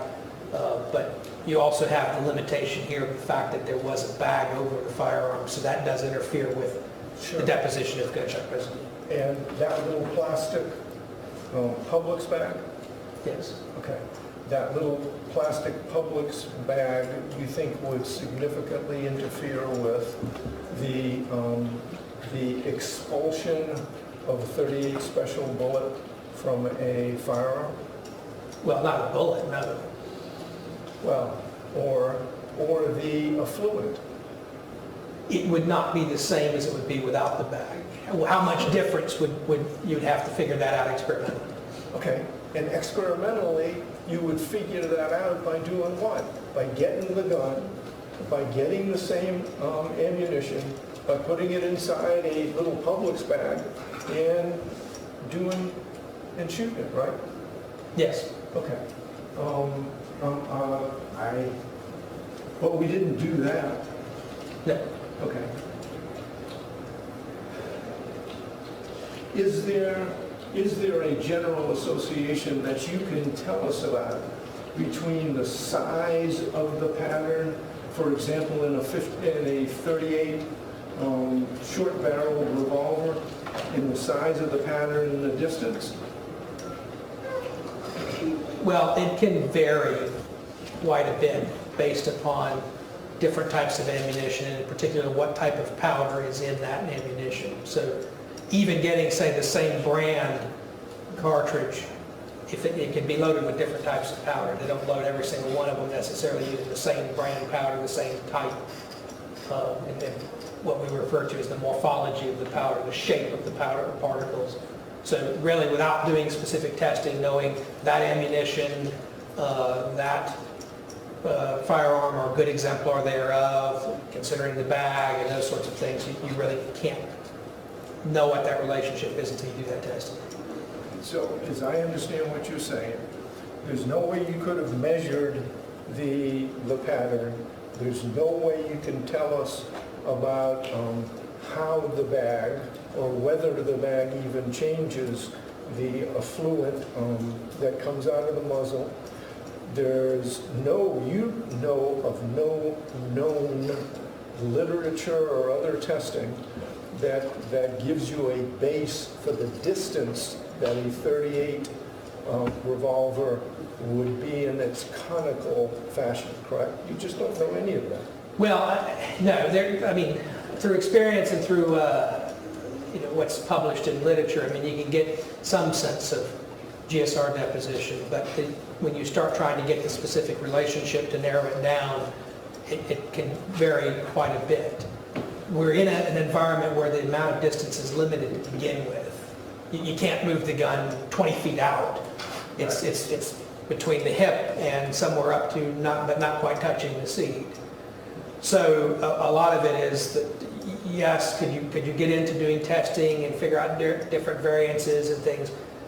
Yes, but at the end of the day, the constraints don't change in terms of that. It might narrow the window down and say, well, the gun was a little closer this way or a little further back this way. But that range from here to here isn't going to change. I mean, the geometric constraint is it can't be any further back than this, it can't be any further forward than this. right? So then I guess at the end of the day, let me just cut this short. At the end of the day, if we have constraints, we have constraints both forward and backwards, correct? Forward towards the seat and back to the back of the other seat, correct? That's correct. We have physical constraints to the side. We have physical constraints to the side, that is the doors, correct? That's correct. Your pictures do not have the doors closed. You can't see, correct? If you had the door closed, you couldn't see. That's right. But there are physical constraints when the door is closed, correct? That's correct. All right. Did anybody tell you whether the door was open or closed when this event occurred? I don't think anybody said it explicitly, but my understanding is that the vehicle was in motion at the time, which would lead to the assumption it was closed. Well, let's assume whether it was in motion or whether it was at a standstill, one of the constraints is that the door was closed, right? How high is the armrest up from the bottom of the door? I don't have a measurement of that. How close to the back of the seat is the armrest or the door on the right-hand side of that seat in the back of the King Ranch that you examined? When the door is closed, it's very close to the right edge of the seat. There's maybe a small, inch or so between the seat and the door panel and the armrest. Well, how close? Did you measure it? No, I don't have an exact measurement. Did anybody scan it? I don't know. Did you tell anybody to scan it? No. Did you review this particular, this is slide 54? Did you If I review reviewed that? it, yes, I have. All right. The right-hand elbow of the model that you have in your slide 54, you're looking down, but no door. That's correct. No measurements of the door. That's correct. That's a physical constraint that would prohibit the elbow from being in that position, isn't it? Yes. Okay. So that all we need to know is that the muzzle of the weapon was in line with the trajectory, correct? That's correct. All right. It can be upside down, as long as the muzzle is there. It can be sideways, That's correct? It can be in any particular position, as long as the muzzle, the barrel, is in line with the known trajectory, correct? That's correct. It can be anywhere from the front of the seat back, as you said, I guess, backwards, in conjunction with the physical restraints, correct? That's correct. Okay. So I guess at the end of the day, you can't say where it was. No, other than within those limits, as I've described, that's all I can tell. You can't tell us where it was, you can't tell us how it was held, correct? That's correct. You can't tell us whether it was fired in single action or double action. This is no scientific test that has given us a conclusion about that either. That's correct. Okay. I'm going to put this back together. Are you finished so that if Mr. Rucker has redirect, he could do it while you reconstruct the evidence? I got one more question. Okay.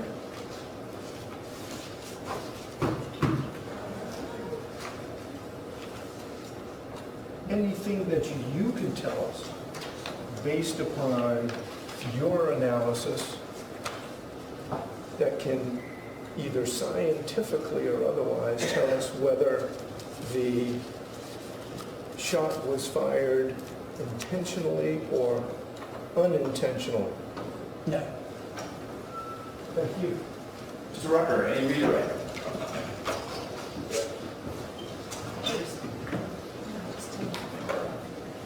Bowler. I'm sorry, and I'm sorry, Ms. Griffin.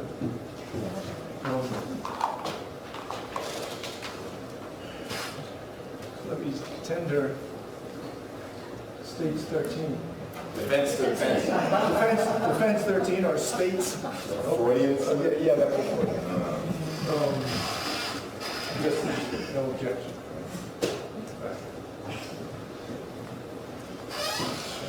It's admitted. Mr. Rucker? Yes. Mr. Knox, based on your analysis and examination, does this gun just go off all by itself? No. In order to make this gun go off, what do you have to do? Pull the trigger. Okay. And in defense, exhibit number 13,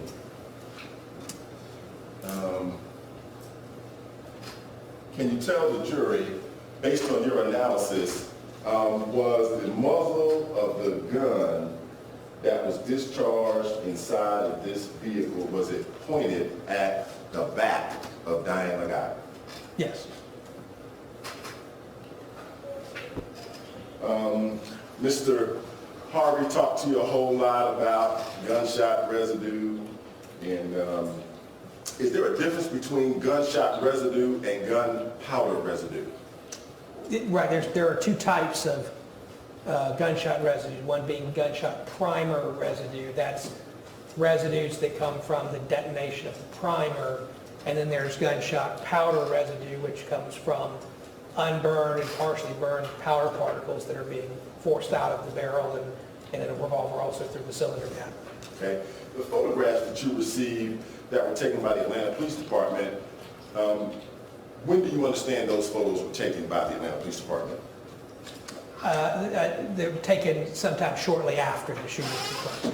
Is it in those photos wherein you believe that they're the gray particulate matter? Yes. Okay. And then, let me ask you this. Do you know whether or not the vehicle was actually released back to the defendant after that? It's my understanding that it was. Okay. And then you came to Atlanta in February. That's correct. And then you looked at the vehicle then. Yes. And did you see the same gray particulate matter on the back of the seat that you saw in the photos that were taken by APD right after the incident? No.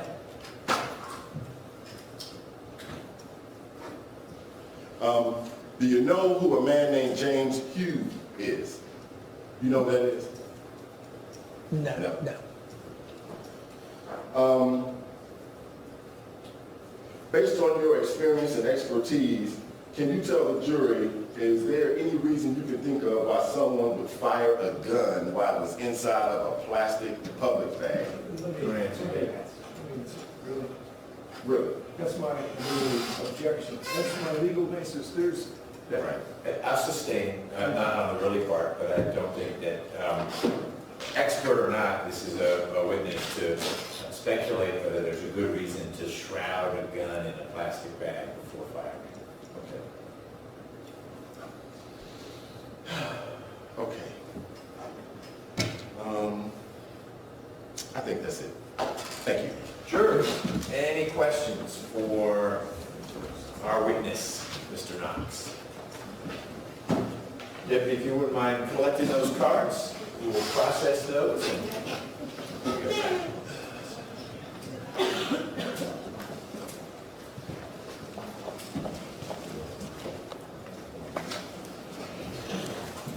Thank you, sir.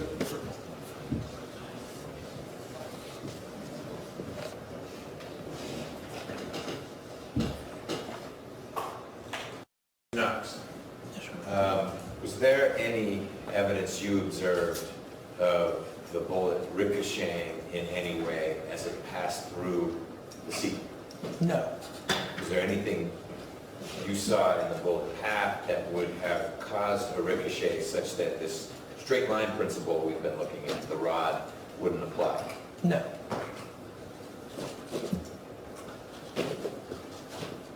Was there any other damage to the passenger seat than the hole, called the entrance to the seat? You mentioned perforating that piece of plastic and then the exit. I'm sorry, what was that? Wondering if there's any other damage to the front passenger seat Gotcha. beyond the entrance, the red leather. You said there was a piece of black plastic, you pointed it out on a picture that was perforated. And then there's the exit on the front of the front passenger seat. Did you observe any other damage to the seat? No, the only other thing that would be damaged would be the foam in the seat in between. Would be, The foam in the seat in between. Would the muzzle of the gun have to be elevated off the lap if the gun was discharged in a sideways position?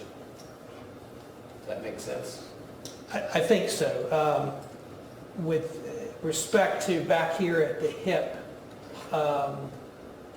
it's possible that the gun could be rested on the hip here and be in a sideways position. As the guns move forward closer to the seat and then more to the center of the lap, that at that point, really in any position, it would have to be elevated off the lap. Do you know the height, distance from the floorboard of the top of the seat cushion of the rear seat, if that question makes sense? So floorboard of vehicle to the top where the bottom of your thigh would be resting. I can answer that question if I can look back at some photographs that I have. Sure, we'll get those to you with follow-up. You guys can get those photos. These would Yeah. be photos from your presentation. I don't think it's in the presentation. I have some of the photographs that I took. I have them with me, and I can refer to those and answer that question. Okay, any objection as long as you guys see these photos? Yes, an objection. Yes.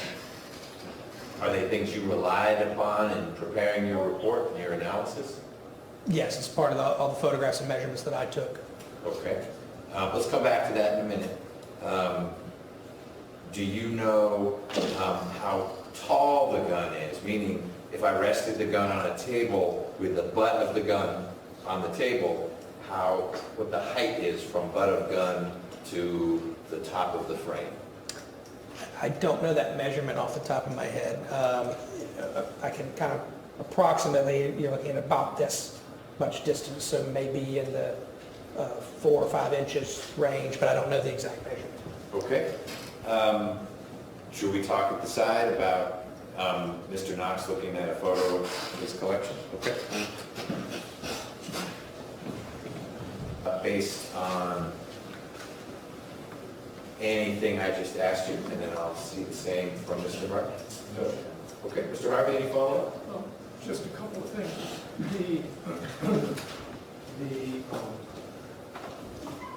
The distance between where the gun might be on somebody's lap, we've established that if it's sideways, upright, whatever it might be, the only thing that has to be in line with the trajectory is the muzzle, correct? That's correct.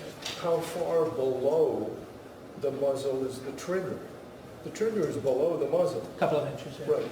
So in your picture, if you have your finger where the muzzle would be at the trajectory, it would actually be lower. Your finger would be lower because the muzzle would be 2 inches higher, right? That's correct. If your finger was aligned with the trajectory, then the actual trigger finger would be lower than that. Exactly, exactly. And if you are measuring the distance between the trajectory rod and where somebody's lap might be, there are a couple of factors that you need to know. Not somebody's height and weight, but how big their legs are, for example. That would make a difference. That would make a difference, yes. Okay, and how much the seat may go down. When you sit on a seat, it contracts. All right, so a couple of things we just don't know. You can't tell us how far the seat contracts, how big somebody's thigh is, and the distance between where it might be and where the trigger is, as opposed to where the muzzle is, correct? Those are things that you didn't take into consideration. Well, as to the last part, that taking into consideration the distance between the trigger, I did. Because if you notice in my photographs, my hand is not, I don't have my finger aligned to the trajectory, right? I'm holding my hand in a manner as if I'm holding a gun. And if you notice in those pictures, your hand is right up there with the trajectory line. The top of your finger is right up there at the trajectory line, not 2 inches below. That's all I have. Well, you should disregard what you just heard. That was Mr. Harvey talking. It's not a question. But otherwise, we're done. Thank you, Mr. Knox. Thank you. Ladies and gentlemen, we've reached the end of the day, 6 o'clock sharp almost. Thank you for staying a little bit late. Reminder that tomorrow when we break, we're going to break around 4 o'clock. It's Good Friday, it's Passover, and there are folks who have places they need to be. So we're going to go till about 4 tomorrow when we wrap. And we'll have folks to help. If there are things you want to leave here, supplies, life support systems, you don't want to have to take home, we can store them for you right across the hall. You don't have to bring them home, but we need to have the jury room not clean, someone will clean it for you, but your stuff that you want to keep safe should be out of there, because you know what jurors could be like. You're going to eat your stuff, you're going to use your pen, you're going to read your notes in your notepad. So we'll get the notepads and everything out of there. But as you leave tonight, if you're thinking you want to take everything home and it's more than one arm load, take an arm load tonight, because tomorrow will be your last time. I know you're going to miss it, but your last time to be in that room for a little while. And there'll be interlopers in there next week for a little bit. All right? We'll see you tomorrow, 9 a.m. No reason we can't start at 9 if you're all here. Thank you. All rise for the jury.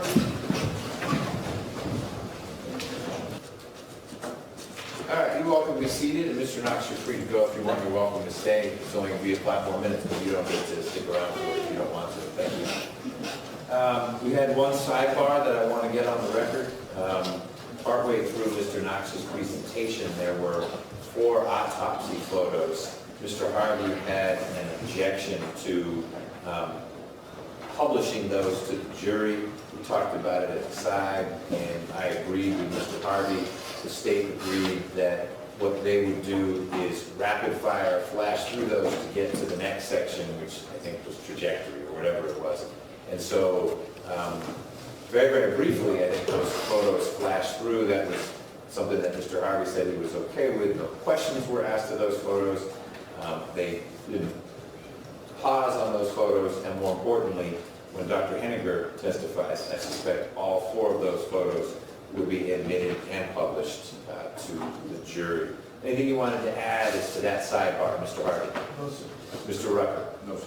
All right, last thing I have, the stipulation that I read into the record today, I should make a court's exhibit. I don't know what number we're on the court's exhibit, so I may have Ms. Ingram look into that tomorrow. I'm going to give her this so it is made of the record. Yes, sir. Anything from the state before we wrap for the day? No, sir. Okay.